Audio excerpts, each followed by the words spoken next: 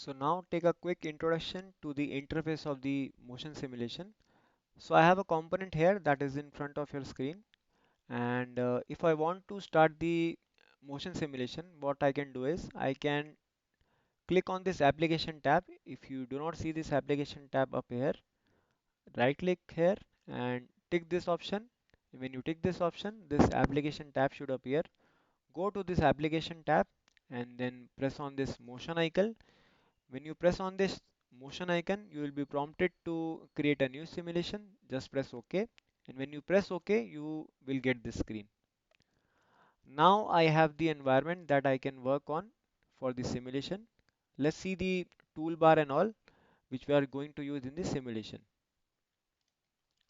So coming to this tab, which is home tab, it contains this mechanism.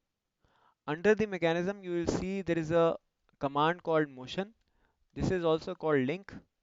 When you click on this, you can create a link, and everything that you create will come here inside this motion bodies sub tab. You can expand this using this minus icon, and all the links that you develop will be coming here one by one.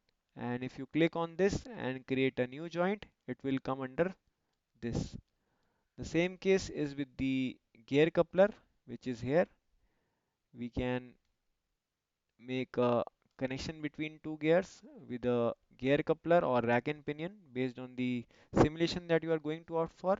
This will also be registered here. And next we have this contact. When I want to create a contact between two bodies, I can use this 3D contact if my object is in 3D. Apart from that, you can also use this load, which has force as well as torque available.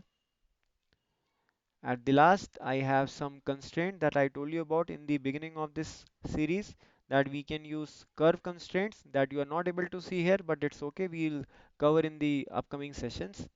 And the simulation result that we are going to see, that would be here in the analysis, right?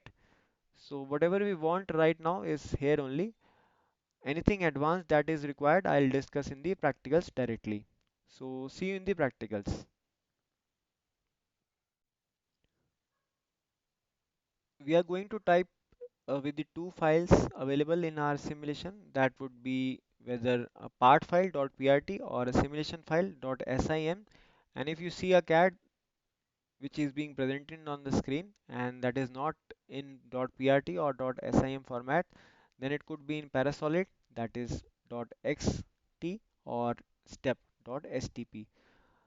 Whatever is the case, you can directly import the model using this option, menu file import, and choose the desired option.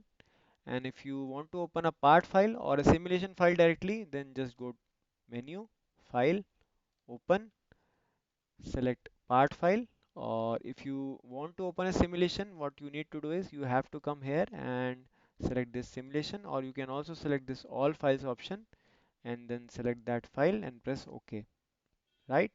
And if you want to see the name of the file that is being used on, you can view it here. So let's start.